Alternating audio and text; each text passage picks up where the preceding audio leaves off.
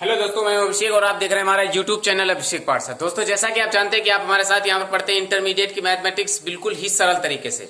तो आज की क्लास में हम एक नई एक्सरसाइज को लेकर के आए हैं और बताएंगे कि किस प्रकार से वेक्टर अलजेब्रा यानी कि सदिश बीजगणित के अंतर्गत आने वाले प्रश्नों को एक आसान तरीके से कैसे हल किया जाता है। तो आज का वीडियो बहुत ही इंपॉर्टेंट होने वाला है इस लेसन के लिए। तो इस वीडियो को लास्ट तक जरूर देखिए। यदि अच्छा लगे तो लाइक, सब्सक्राइब और अपने उन मित्रों के पास जरूर शेयर कीजिए जो मैथमेटिक्स में काफी कमजोर हैं, जिन्हें मैथमेटिक्स को हल करने में बहुत सी कठिनाइयों का सामना करना पड़ता है। उनसे बताइए कि वो हमारे चैनल पर रेगुलर विजिट करें और हमसे पाएं कि किस प्रकार से मैथमेटिक्स को आसान तरीके से पढ़ा जाता है। तो दोस्तों चलिए देख लेते हैं एक्सरसाइज 10.1 के पहले क्वेश्चन को, जो कि है उत्तर से 30 अंश पूर्व में 40 किलोमीटर के विस्थापन का आलेखी निरूपण। आपको पिछली कक्षाओं में पढ़ाया जाता है कि हमें यदि बोर्ड पर या कॉपी पर हमें यदि दिशाएं ड्रा करनी है तो हम कैसे ड्रा करेंगे। आइए देख लेते हैं फिर से। दिशा ड्रा करने का सबसे सुपर तरीका ये है ईस्ट, ये है वेस्ट, ये है नॉर्थ, ये है साउथ। क्लियर है। तो यहां पर आपसे कह रहा है उत्तर से 30 अंश पूर्व में, ये है आपका उत्तर। यहां से 30 अंश पूर्व में, पूर्व ये होगा ऐसे 30 अंश के विस्थापन पर ये 30 अंश का विस्थापन होगा, ओ पॉइंट है ये। 30 अंश पूर्व में 40 किलोमीटर के विस्थापन का आलेखी निरूपण। इस पर 40 किलोमीटर हमें चलना है। तो मान लीजिए हम यहां पर पहुंच जाएंगे पी पॉइंट्स पर, इसे लिख देंगे 40 km। 40 किलोमीटर का आलेखी निरूपण, ये हुआ इसका आलेखी निरूपण। ठीक है, क्लियर हुआ। बात कर लेते हैं सेकंड नंबर की। कह रहा है कि निम्नलिखित मापों को अदिश और सदिश के रूप में श्रेणीबद्ध कीजिए। तो यहां पर एक हमें सारणी बना लेनी है। इधर लिख देंगे अदिश और इधर लिख देंगे सदिश। तो काउंट कर लेते हैं। अदिश और सदिश को काउंट करने से पहले आपको जानकारी होनी चाहिए कि अदिश राशियां क्या हैं और सदिश राशियां क्या हैं। फिजिक्स में आपको पढ़ाया जाता है अदिश राशियां वे भौतिक राशियां होती हैं जिन्हें परिमाण की आवश्यकता होती है, दिशा की आवश्यकता नहीं होती है। जैसे कि समय, द्रव्यमान, दूरी, सामर्थ्य, चाल। ठीक है। और यहां पर सदिश राशियां वे राशियां होती हैं जिन्हें परिमाण के साथ साथ दिशा की भी आवश्यकता होती है, जैसे वेग, संवेग, आवेग, बल, त्वरण आदि। इस प्रकार की जो राशियां होती हैं वो सदिश राशियां होती हैं। तो यहाँ पर अदिश राशियों को, सबसे पहले सदिश राशियों को काउंट करते हैं कि वे राशियां जिन्हें परिमाण के साथ साथ दिशा की भी जरूरत होती है, वो राशियां। 10 kg, ये kg जो है किलोग्राम द्रव्यमान के मात्रा को दर्शाता है, तो ये सदिश राशि नहीं होगी, ये अदिश राशि होगी। तो 10 kg अदिश में लिखेंगे। 2 मीटर उत्तर पश्चिम, तो 2 मीटर उत्तर पश्चिम का विस्थापन। तो यहां पर परिणाम 2 मीटर है, उत्तर पश्चिम में दिशा की भी आवश्यकता हो रही, इसलिए ये जो आपका होगा ये सदिश राशि होगी। क्लियर है। इसके बाद में तीसरा है 40 अंश का कोण। कोण एक अदिश राशि है, 40 अंश हो जाएगा। 40 वाट ये सामर्थ्य का मात्रक है, 40 वाट हो जाएगा, ये भी अदिश में ही होगा। 10 की पावर -19 कूलाम ये आवेश का मात्रक होता है, आवेश भी एक अदिश राशि है।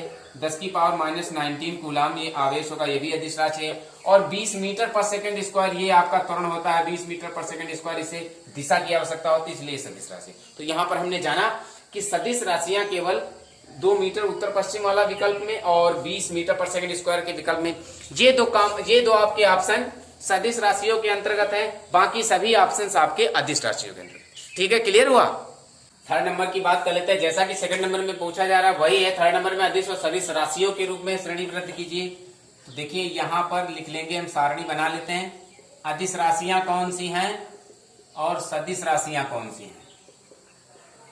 ठीक है, तो आप जान चुके होंगे अदिश राशियां इसमें कौन सी हैं, सदिश कौन सी हैं। तो कमेंट करके हमें जरूर बताइए।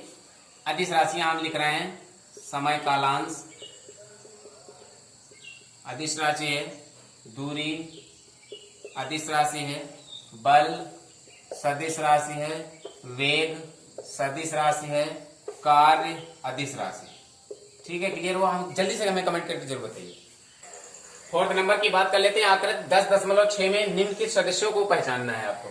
सबसे पहले उन सदस्यों को पहचानना है जो सह आदिम है।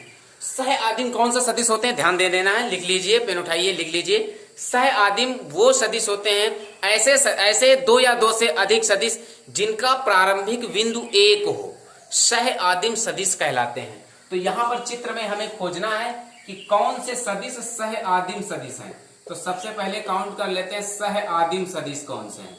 सह आदिम सदिश में जिनका प्रारंभिक बिंदु एक ही हो, देखिए ये ए बी सी डी हमने मान रखे अपने पास से, इसकी एडी की वैल्यू है ए वेक्टर, बीसी की वैल्यू है बी वेक्टर, सीडी की वैल्यू है सी वेक्टर और डीए की वैल्यू है डी वेक्टर।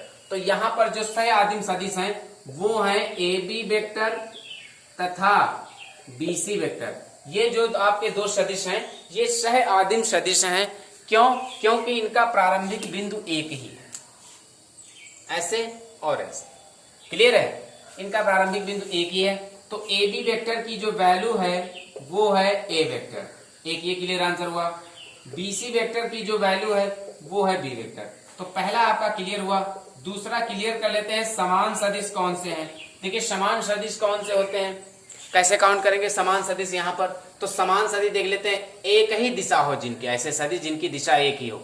देखिए एक ये सदिश आपका हुआ, एक ये सदिश हुआ। ये कैसे सदिश है? समान सदिश है। इनका नाम लिख देते हैं एडी वेक्टर तथा बीसी वेक्टर। तो एडी वेक्टर की वैल्यू क्या है? एडी वेक्टर की वैल्यू है डी वेक्टर और बीसी वेक्टर की वैल्यू है बी वेक्टर। ये आपके कैसे सदिश हैं? समान सदिश हैं। अब बात कर लेते हैं थर्ड नंबर की। थर्ड नंबर में कह रहा है संरेख परंतु असमान हो। ऐसे सदिश जो संरेख हो यानी एक ही रेखा पर स्थित हो और परंतु असमान हो, वो समान ना हो, एक जैसे ना हो। तो देख लेते हैं यहां पर संरेख परंतु असमान।